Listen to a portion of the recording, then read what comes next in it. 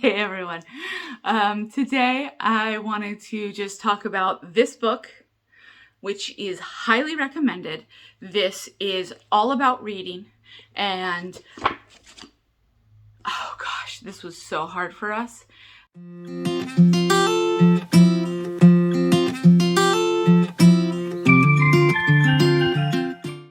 Now, I have heard a lot of people have a lot of success with this, but I thought that it was important that people have opportunity to look at this book from another perspective in case my child's profile fits their child's profile, because this was a lot of wasted money.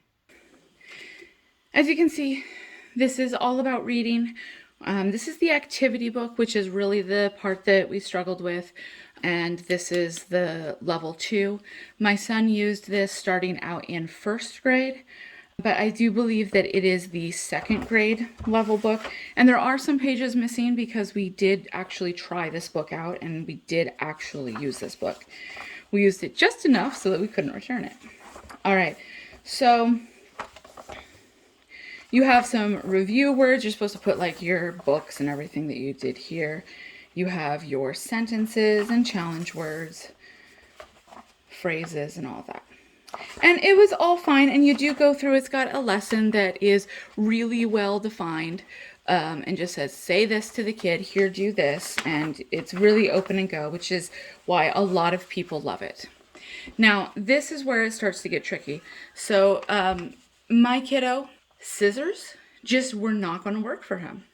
Anything to do with doing anything fine motor just was not going to work for him. So I'm speaking especially to those people who have a child that might have dyspraxia or dysgraphia, right? So we're struggling with those fine motor abilities. We're struggling with those abilities to organize our writing, organize and fine motor, right? Okay, so what they're supposed to do here, and this is how most activities are, is they're supposed to cut out all the pieces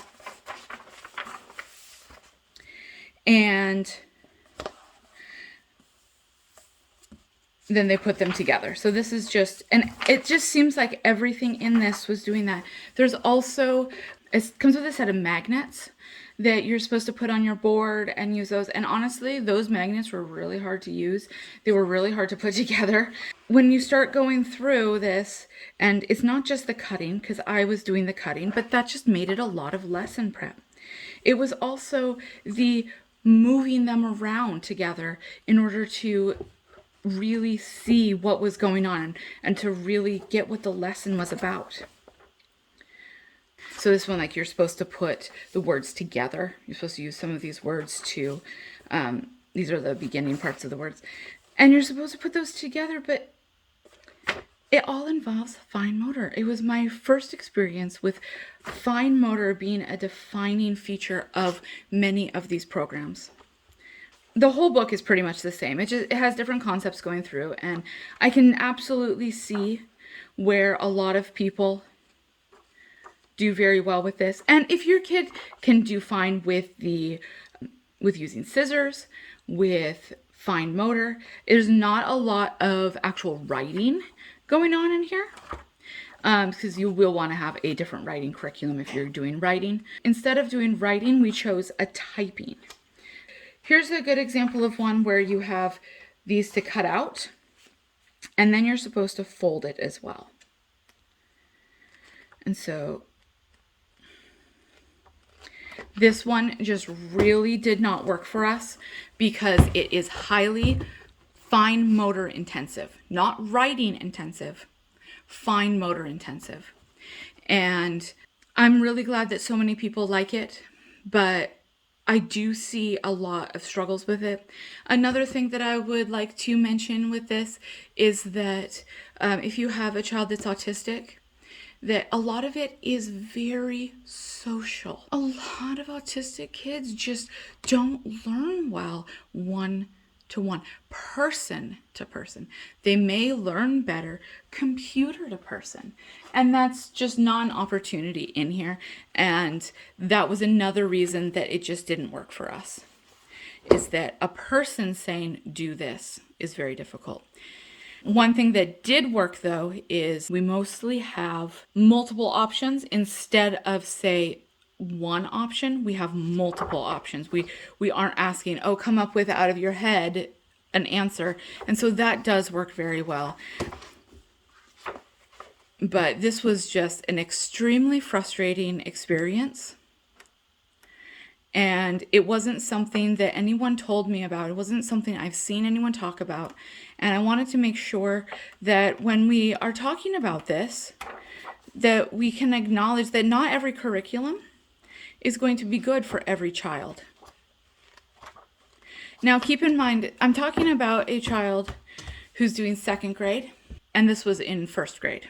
He was hyperlexic. So what that means is that all of the decoding work that we're doing here was so frustrating for him. Oh my goodness. So we did try the first grade version as well, and we saw immediately it wasn't going to work.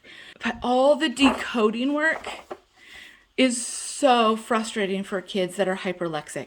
Hyperlexia is when they have a high ability of decoding, but reading comprehension is the piece that is a struggle.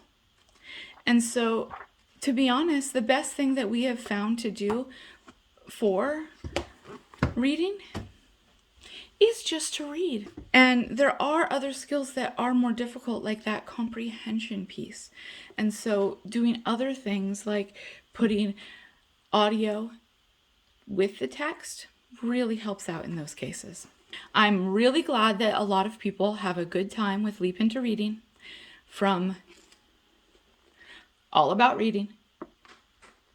But let's keep in mind, it might not be the best option. All right, well, I hope this was helpful today. Go ahead and like and subscribe if you would like to see more of this, and I will be sure to continue doing curriculum reviews, just trying to help out these kids with disabilities, either at homeschool or in public school. Have a great day, everyone, and we'll see you next time.